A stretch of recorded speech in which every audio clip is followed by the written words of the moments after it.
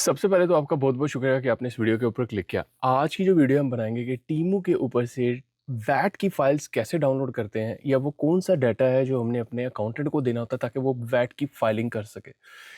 कई लोगों को इस चीज़ की समझ नहीं आती। मुझे कमेंट भी कई बंदे ने वीडियो पे एक बंदे ने किया, वो पूछा था कि यार अकाउंटेंट को डाटा किस तरीके से देना है। तो आज हम इस वीडियो में उस प्रॉब्लम को भी आपका सॉल्व कर लेंगे, क्योंकि टीमू के अंदर आप जब अपनी प्रोडक्ट की प्राइसिंग देते हैं टीमों को, जिसे आप बेस प्राइस कहते हैं, तब आप वैट ऐड नहीं करते।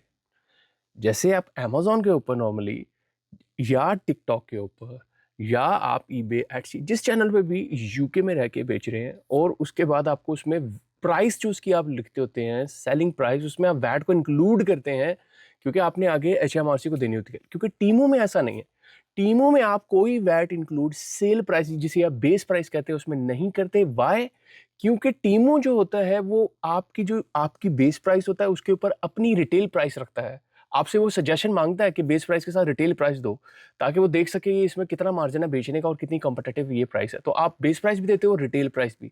तो टीमू क्या करता है, कोशिश करता है उस रिटेल प्राइस पे बेचने की, या उससे ऊपर या नीचे डिपेंडिंग कंपटीशन में आप, या कि आप किस हिसाब से सर्वाइव कर रहे हो और दूसरे जो लोग बेच रहे हैं और चीज़ें वो आपसे कितनी प्राइस पे है। ठीक हो गया? तो इसीलिए आपको रिकमेंड होता है टीमू पे आपने वैट ऐड नहीं करनी है अपनी बेस प्राइस में। टीमू आपको कलेक्ट करके देगा। लेकिन अगला क्वेश्चन ये आता है, फिर लोग सोचते हैं यार वो वैट नजर कहाँ आएगी, कैसे पता चलेगा कि हमें टीमू ने वैट दी है उस प्रोडक्ट की। तो आज की वीडियो में आपको बता दूंगा कि वो आप किस तरीके से करेंगे। दूसरा, मैं आपको ये भी बताऊंगा कि लिस्टिंग में आपके दो किस्म के वैट के प्रोडक्ट होते हैं। एक होते हैं वैटेबल प्रोडक्ट, ठीक है, जिसपे जर्नल वैट लगती है। एक होते हैं नॉन वैटेबल प्रोडक्ट। कई प्रोडक्ट्स होते हैं जिन पे जीरो वैट लगती है यूके में बेचने पे। तो अब आपके लिए क्वेश्चन आएगा कि जो जीरो वैट वाले प्रोडक्ट्स हैं उनको कैसे हम लिस्टिंग के अंदर वो लिखें कि वो उस पे ऑटोमेटिकली वैट ही क्लेम ना हो, वैट आए ही ना, कोई चार्ज भी ना हो। ठीक है? क्योंकि ये एचएमआरसी के लिए बहुत बड़ा इशू है। ऐसा ना हो आप अपने सारे प्रोडक्ट जीरो वैटेड के बेच रहे हो, लेकिन आपने क्योंकि टीमू को नहीं बताया हो, तो टीमू हर चीज में वैट कलेक्ट करेगा आपके हर उस ऑर्डर में। तो फिर क्या होगा, एंड में वो आपको वैट भी देगा। आपको जब वैट देगा, लेकिन आप उसको आगे फाइल नहीं करोगे, आप अपने अकाउंटेंट को कहोगे भाई मैं तो कोई भी आइटम नॉन वैटेबल बेच रहा हूँ, तो वो अकाउंटेंट को फिर कंफ्यूज आप करोगे। अकाउंटेंट कहेगा यार तुम्हारी फाइल जो तुम दे रहे हो उसके अंदर तो वैट क्लेम हुई हुई है, टीमू ने लेके दी हुई है तुम्हें, तो और तुम कह रहे हो कि तुम्हारे वैट जीरो वैटेड है, तो अब मुझको आगे फाइल करनी है ये वैट। अदरवाइज क्या होगा, टीमू का सारा डाटा शेयर है एचएमआरसी के साथ। जितने मार्केट प्लेसेस हैं, अमेजोन, टीमू, ईबे, टिकटॉक, एटसी, इन सब का डाटा ये शेयर करते हैं अपना उसके साथ।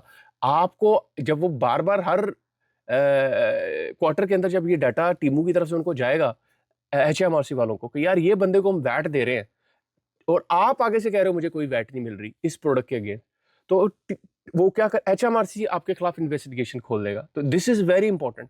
तो इसलिए आपने अपनी लिस्टिंग के अंदर मेंशन वो करना है कि आपका नॉन वैटेबल प्रोडक्ट है या कोई भी प्रोडक्ट है। तो ये वीडियो में आपको वो भी पता चल जाएगा। तो दो शिकार करेंगे हम एक तीर के साथ। तो सबसे पहले आप आपके आ जाते हैं कि देखते हैं वैट की फाइल कैसे डाउनलोड करते हैं। तो ये आपका सिस्टम है, ठीक है, ये हम आगे इसके अंदर आपने सबसे पहले नंबर पे जाना है पेमेंट्स में। ये पेमेंट्स, ये जो डॉलर का साइन बना हुआ है ना, ये पेमेंट्स है।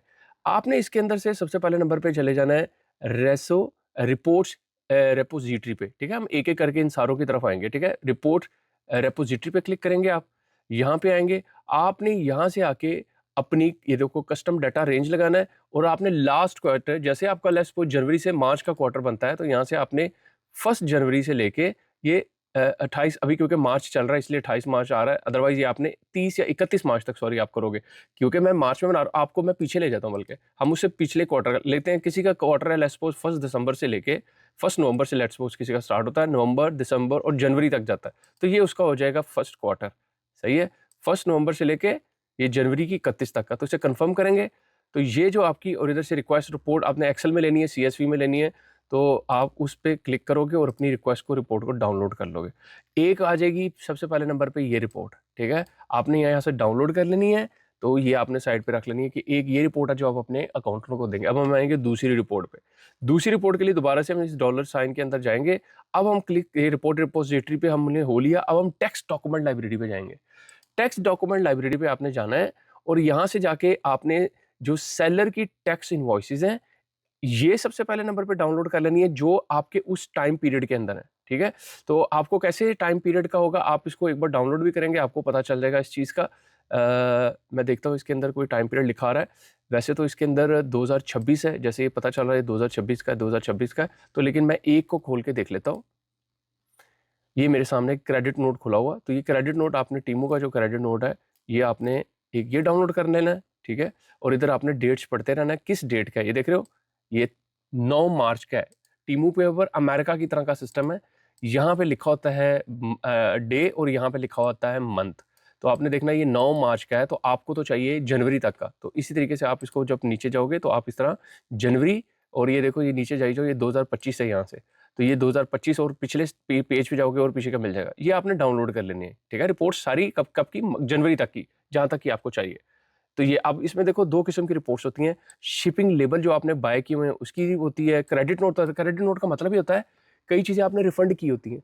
वो जो रिफंड्स होते हैं वो जो टीमो होता है वो फिर उसके पैसे कस्टमर को जब वापस करता है तो उसकी वैट भी वापस करता है। तो इसलिए आपको ये क्रेडिट नोट्स जो है वो देना जरूरी है। ये देखो वैट इनवॉइस भी आपको दे रहा है, मैं इसे खोल के देख लेता हूँ। तो ये आपकी होगी वैट इनवॉइस। इसके अंदर आप देख लो ये आ रही है सारी, कितनी वैट कलेक्ट की उसने, कितनी मुझे दे रहा है वो, ठीक है। आइटम की ये प्राइस, फीस उन्होंने ये वाली वैट की वो जो चार्ज हुई, उसके बाद ये उस पर वैट चार्ज हुई, ठीक हो गया। तो ये सारी इस तरह अपनी सेलर फी, ये सेलर फी है, और उसके बाद इसमें जो वैट चार्ज, ये सारी वो आपको ये डाटा प्रोवाइड करता है सेलर फी का, ठीक हो गया। उसके बाद आप बाइंग शिपिंग लेबल की भी इनवॉइस है, इस पर क्लिक कर लेते हैं, चेक कर लेते हैं इसको भी। तो ये शिपिंग, ये बाय रिटर्न लेबल होगा, क्योंकि मैं तो उनसे बाय नहीं करता होता, तो ये रिटर्न लेबल बाय उन्होंने दिया होगा कस्टमर को। तो ये वाली इस तरह की इनवॉइस, सारी इनवॉइसेज जिसके अंदर वैट है या वैट नहीं भी, आप अपने उसको दें, ठीक हो गया। और ये बल्कि ये देखो ये डेट्स आ रही हैं, मैं शुरू में देखा नहीं था, ये एंड में डेट्स लगी हुई हैं। तो आपके सामने आ जाएगा, अगर आपको जनवरी से चाहिए नवंबर तक की, तो आपने ये डेट्स देखनी है। ये देख रहे हो ये 1 नवंबर की है, बल्कि आप 2 तारीख को भी एक बार हम चेक कर लेते हैं। 2 तारीख की रिपोर्ट जो है, हाँ ये आपको नहीं देनी है उसको, क्योंकि आप दे रहे हो क्या कहते हैं 9/1, ये वाली आपने जनवरी की रिपोर्ट देनी है, दिसंबर की देनी है। तो आप ये देखते जाओ, ये दिसंबर की है, उससे पीछे जाओगे तो आपको रिपोर्ट्स मिल जाएंगी, ये भी दिसंबर की है, ये भी दिसंबर की है, ये नवंबर की है, और यहाँ तक है बस। अक्टूबर की आपने नहीं देनी। तो ये नवंबर से लेके, यानी हम टाइम पीरियड जो जेन में रखा हुआ है, क्वार्टर जो आपका वैट फाइलिंग का है, वो हमने रखा हुआ है नवंबर से लेके जनवरी तक का। तो इसीलिए हम नवंबर से जनवरी तक का डाटा अपने अकाउंटेंट को देंगे। तो ये नवंबर यहाँ से देखो स्टार्ट होता है, ये भी देखो ये अक्टूबर है, ये भी अक्टूबर है, ये भी अक्टूबर है, ये नवंबर है। तो एक ये दोगे, ये भी नवंबर है, सॉरी ये दिसंबर आ गया, ये भी दिसंबर, ये सारे आपने उसको डाउनलोड करके दे देने हैं जनवरी तक के, ठीक हो गया। यहाँ से क्लियर हो गया। तो ये हम सेलर्स इनवॉइस से हम निकले। अब आपने बैक्स बायर टैक्स इनवॉइस में नहीं जाना, ये आपके लिए नहीं। आपने फिर वैट ट्रांजैक्शन रिपोर्ट पे क्लिक करना। अब वैट ट्रांजैक्शन रिपोर्ट पे जाना है, और यहाँ पे जाके और आपने पीछे जाकर है, और ये देख रहे हो ये नवंबर वाले को क्लिक करना है। आपने पहले नवंबर की रिक्वेस्ट रिपोर्ट करनी है, ठीक हो गया। उसके बाद आप जाओगे दिसंबर में, 2025 ऊपर, ये दिसंबर पे क्लिक किया, इसकी रिकॉर्ड करोगे ऐसे करके रिक्वेस्ट, ठीक हो गया। उसके बाद क्योंकि मैं ये ऑलरेडी पहले कर चुका हूँ, इसलिए वो मुझे कह रहा है do not repeat the request. Why? क्योंकि मैं ये ऑलरेडी पीछे रिक्वेस्ट कर चुका हूँ। ये देख रहे हो ये सारी टीमों की ट्रांजैक्शन रिपोर्ट्स मैंने डाउनलोड की हुई हैं। हाँ, मेरी भी 3-3 महीने का क्वार्टर होता है। अभी देखो ये 12 जून सॉरी 6 दिसंबर 6 दिसंबर 6 दिसंबर, क्योंकि मैं पिछले क्वार्टर की डाल रहा था। 11/1 से लेके 11/30 तक की है ये, सॉरी 1 जनवरी से लेके 30 जनवरी तक की है ये, और 1 नवंबर से लेके 30 नवंबर तक की है ये, और ये है 1 अक्टूबर से लेके 31 अक्टूबर तक की, और इसी तरीके से नीचे जाएंगे तो ये सितंबर की आ गई। तो ये VAT transaction report month by month यहाँ से आपने अपनी डाउनलोड करनी है। 3 क्वार्टर्स की 3 होंगी डाउनलोड, ये होगी 3 वैट ट्रांजैक्शन रिपोर्ट। फिर आपने टीमू टैक्स इनवॉइस के ऊपर चले जाना है।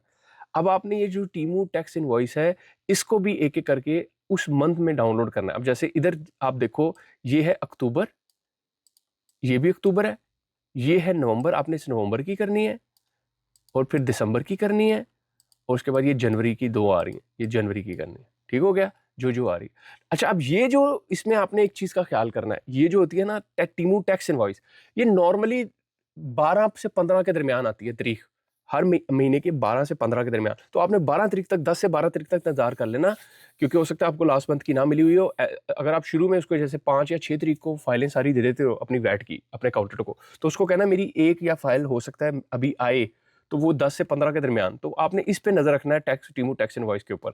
तो ये जो डिजिटल टैक्स रिपोर्ट है इसकी आपको जरूरत नहीं है। उसकी वजह यह है कि ये पूरे साल का होता है, इसकी ज़रूरत नहीं, ये इसमें ऑलरेडी इंक्लूडेड होता है, टीमू टैक्स इनवॉइस और इसके अंदर टैक्स वैट ट्रांजैक्शन रिपोर्ट। तो आज मैंने आपको बता दिया कि आपको रिपोर्ट रेपोजिटरी में जाना है, यहाँ से फाइल उसको देनी है, और टैक्स डॉक्यूमेंट लाइब्रेरी में मैंने आपको बता दिया सेलर टैक्स इनवॉइस देनी है, वैट ट्रांजैक्शन रिपोर्ट देनी है और टीमू टैक्स इनवॉइस देनी है। ये इनवॉइस आपने चीज़ें उसको दे देनी है, आपके अकाउंटेंट के पास ये इनफ डाटा होगा और उसके ऊपर फिर काम कर लेगा। अब आते हैं, ये हो गया टैक्स इनवॉइस का सिस्टम। अब ये क्वेश्चन ये आता है कि मैं लिस्टिंग कोई करता हूँ, तो लिस्टिंग के अंदर मैं कैसे बता सकता हूँ टीमू को कि ये जीरो वैटेड आइटम है या ये जर्नल टैक्स वाला आइटम है, 20% वैट कलेक्ट करनी है इसके ऊपर। उसका तरीकाकार ये है, आप जब लिस्टिंग करते हैं मैनेज प्रोडक्ट, ये ऐड प्रोडक्ट में क्लिक करता हूँ, मैं कोई भी लिख देता हूँ, मैं लिख देता हूँ मैन, बल्कि लिख देता हूँ मैं किड्स शॉर्ट का लफ्ज लिख देता हूँ, ठीक है, क्योंकि बच्चों के जो चिल्ड्रन क्लोथिंग है वो जीरो वैटेड होता है। ठीक हो गया, तो किसी भी एक को मैं ये ऐसे क्लिक किया, ठीक हो गया। ओहो, मेरा ख्याल है इससे वो सेल सिमिलर प्रोडक्ट पे क्लिक करता हूँ। अब इसके अंदर हम आ जाते हैं, ठीक है। तो इधर आप जाके अपनी सारी इन्फॉर्मेशन वगैरह फिल करते हैं, सारा डाटा देते हैं, और इसमें ये टैक्स कोड आता है, ये आइटम टैक्स कोड ITC, आपने इसके ऊपर नज़र रखनी है। ये है वो जगह जो आपने यहाँ डिफाइन करनी है टीमू को, जिसकी बिहाफ पे टीमू आगे कस्टमर से जीरो टैक्स लेगा। अब मैं आपको दिखा भी देता हूँ। अब ये देखो क्लोथिंग चाइल्ड लिखा हुआ है, ये देखो वैट रेट 0% इस पे चार्ज होता है, उन्होंने लिखा भी हुआ आगे। तो अगर आप क्लोथिंग चाइल्ड की बेच रहे, क्योंकि ये किड शॉर्ट बच्चों का, ये आपने ये वाली सिलेक्ट करनी है। अगर नॉर्मली आप बाकी सारी लिस्टिंग के लिए आप जर्नल स्टैंडर्ड यूज कर रहे होते हो, वैट 20%, और भी कोई भी चीज एडल्ट मेंस का लगा रहे हो, वुमेन्स का लगा रहे हो, बैग्स लगा रहे हो, फर्नीचर लगा रहे हो, कुछ भी लगा रहे हो, इलेक्ट्रॉनिक्स का भी इसी तरीके से है। तो कई चीजें होती हैं जिसके ऊपर जीरो होता है, जैसे जर्नल बुक्स का जीरो रेट टैक्स होता है, एडल्ट की यानी बुक है उसका भी जीरो है, एटलस का भी जीरो रेट होता है, बुक्स का नॉर्मली ये होता है, लेकिन ऑडियो बुक का 20% है, बुक ग्लोब ये भी 20% है। आप देख रहे हो कैसे चीजें, मैं इसलिए आपको पता होना चाहिए आप जिस चीज को करें। अब देखो बेबी की क्लोथिंग, ये CLTH बेबी क्लोथिंग है, इसका जीरो है। प्रोटेक्टिव क्लोथिंग का भी देखो जीरो है, फूड का भी देखो जीरो है, जर्नल एनिमल फूड का भी जीरो है। तो ये आपको पता होना चाहिए 20% किसका है और किसका क्या है, क्योंकि मैं इस टाइम चिल्ड्रन क्लोथिंग बेच रहा हूँ बच्चों के, तो मैं इसके ऊपर क्लिक कर दूंगा जीरो रेटेड पे। अब ये जीरो रेट जब मैं करके आगे जाके लिस्टिंग सारी करके फिनिश कर दूंगा, अब टीमू आगे से वैट ही जीरो कलेक्ट करेगा। ऐसा नहीं है कि आपने प्रोडक्ट चाइल्ड का सिलेक्ट कर लिया और ये जर्नल कोड आपने 20% वाला दे दिया तो टीमू आपको 0% वैट कलेक्ट करेगा, ऐसा नहीं करेगा। वो वैट लेना शुरू करके खुद आपने कोड अंदर ये दिया हुआ है, तो आपने अपने कोड को क्रैक करना है। तो उम्मीद है इस वीडियो के अंदर आज आपको पता चला होगा टैक्स फाइलिंग से रिलेटेड कि आपने टीमू से डाटा कैसे लेना है वैट का, और अपने अकाउंटेंट को देना क्या क्या चीज़ें चाहिए, और कैसे आपने लिस्टिंग के अंदर उसको कौन सी चीज़ को सिलेक्ट करना, जैसे आइटम टैक्स कोड कैसे सिलेक्ट करना है, तो जिसकी वजह से आप 0 या 20% वैट कस्टमर से चार्ज करेंगे और टीमू आपको देगा। अगर आप टीमू पे बेचना चाह रहे हैं और टीमू के ऊपर सेलिंग करना चाह रहे हैं और अपनी जो अकाउंट खोलना चाह रहे हैं, तो मैंने इसके ऊपर भी टीमू की वीडियोस बना दी हुई हैं कि रजिस्टर किस तरीके से किया जाता है टीमू के ऊपर, क्या क्या चीज़ें उसके लिए ज़रूरी हैं, क्योंकि टीमू प्लेटफॉर्म एक डिफरेंट किस्म का प्लेटफॉर्म है। और उसके अलावा लिस्टिंग कैसे की जाती है टीमू के ऊपर प्रोडक्ट की, उसकी पूरी वीडियोस है, उसकी मैं प्लेलिस्ट भी अभी आपके सामने यहाँ पे शो हो जाएगी, आप उस पर क्लिक कीजिएगा और उसमें जाइएगा और वीडियोस देखिएगा। और रजिस्ट्रेशन का भी एक मैंने तरीका बताया हुआ है कि लिंक दिया हुआ है, उसके थ्रू आपने अपने आप को रजिस्टर करना है। क्यों करना है वो भी मैंने उसमें बताया हुआ है, ताकि आपको आसानी हो सके, आपको मसला ना आए, क्योंकि टीमू एक डिफरेंट टाइप का प्लेटफॉर्म है सेलिंग का। इसके ऊपर अकाउंट मैनेजर का होना बहुत ज़रूरी है, कोऑपरेटिव अकाउंट मैनेजर का।